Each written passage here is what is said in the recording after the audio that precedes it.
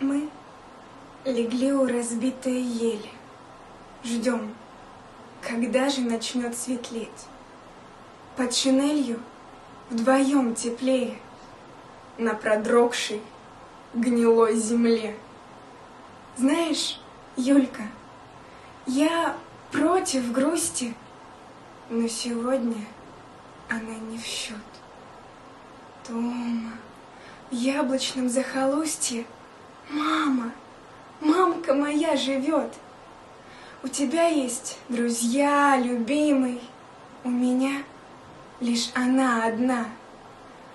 Пахнет в хате квашнёй и дымом, за порогом бурлит весна. Старый, кажется, каждый кустик беспокойную дочку ждет. Знаешь, Юлька, я против грусти, но сегодня она не в счет. Отогрелись мы еле-еле, вдруг приказ выступать вперед. Снова рядом в сырой шинели светлокосый солдат идет. С каждым днем становилось горше, шли без митингов и знамен. В окружении попал под Оршей наш потрепанный батальон. Зинка нас повела в атаку, мы пробились по черной ржи, по воронкам и буеракам через смертные рубежи.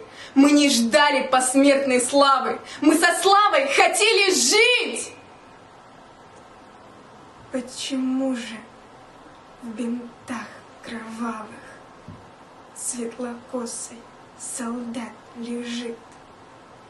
Ее тело своей шинелью укрывала я, зубы сжав. Белорусские хаты пели о рязанских глухих садах. Знаешь, Зинка, я против грусти, но сегодня она не в счет. Дома, в яблочном захолустье, мама, мамка твоя живет. У меня есть друзья, любимый, у нее ты была одна.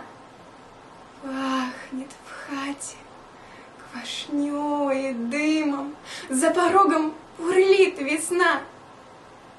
И старушка в цветастом платье у иконы свечу зажгла. Я не знаю, как написать ей, чтоб она тебя не ждала.